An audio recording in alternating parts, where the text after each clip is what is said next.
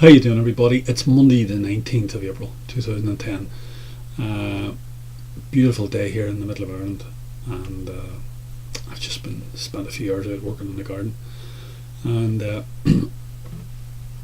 wanted to have a wee think about something that happened yesterday. My wife and I got invited to a gathering, a social gathering, and there was about 20 or 30 people there, maybe a bit more, and it was outdoors because of the weather and that, and having a few drinks, and there was a group of students there. These would be the daughters and sons of these people. So we're talking about a middle class type of a setup here, okay? And I think there was 6 or 7 third level students, all people doing their degrees, young fellas, girls and fellas, right? And then there was another smaller group, 3 or 4, and they were about to leave second level, so they were doing their sort of leaving certificates, right? Be like A level type people. All right. I got involved in conversation with them because I generally find, I'm not trying to be offensive or anything, but I tend to get the ass bored of me listening to these middle class buffoons talking about nonsense, because they don't talk about anything. It's dreadful stuff they talk about. So anyway, I just wanted to find out what these student types had to say for themselves. So we got involved in just generally talking about society at large, and I was listening to them and talking to them, as I say. So anyway, we were talking about money. They were talking about money, and one of them asked me, just generally, like, where was it coming from? What was like? Where was it there? So I was telling them that I didn't mince any words with them. I just said to them that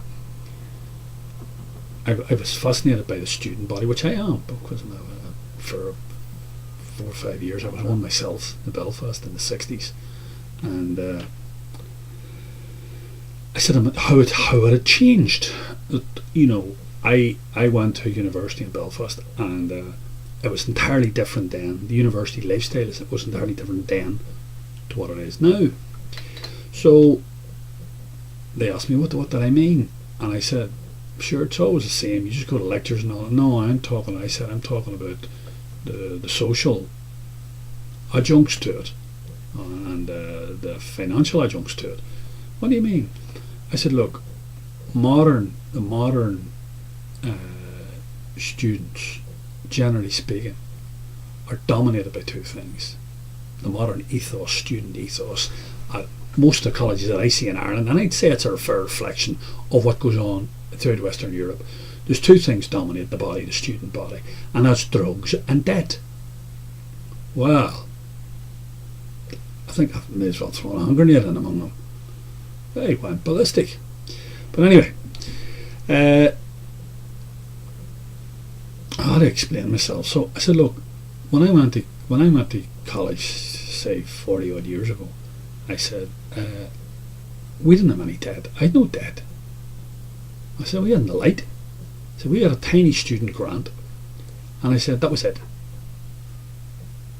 That was it. We didn't credit cards or anything else. We got a tiny student grant, and that was it. That bought us our books and our basics. We all lived at home. We all worked as hard as we could.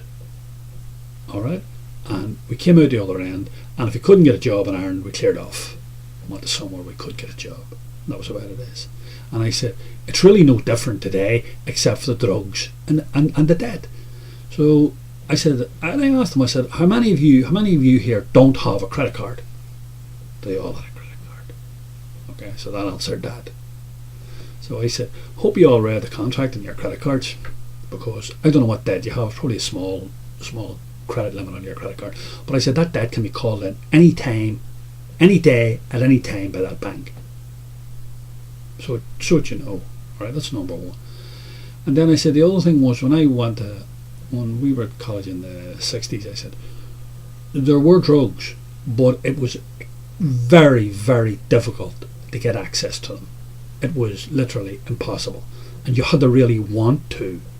There was nobody going around at parties offering you cocaine or offering you LSD or offering you heroin. There's none of that stuff going on. But I said, I know for a fact that is what goes on in these universities today, all over Ireland. And I said, and I'll prove it to you. I said, 2 weeks ago, on a Tuesday, we had our minister, finance minister, Brian Lenihan, and he introduced one of the major finance bills for the 20th and 21st century since the foundation of this state. It was the biggest finance bill, and it was the parameters laid down to govern NAMA. It was introduced in the Dáil. And I said, there wasn't one protest from the student body of Ireland. I saw it on the television. There was not. Maybe there was and I didn't see it, but if it was, it must have been tiny. It must have been 3 or 4 students. Not 300 yards, not 300 metres from Dáil Éireann, our Parliament buildings, is the second biggest college in Ireland, which is Trinity College. I think the campus contains 12,500 students. It's some of the student bodies, it's pretty big. I think it may be more than that, in fact. I don't know what size it is, but it's certainly in excess of 10,000 students.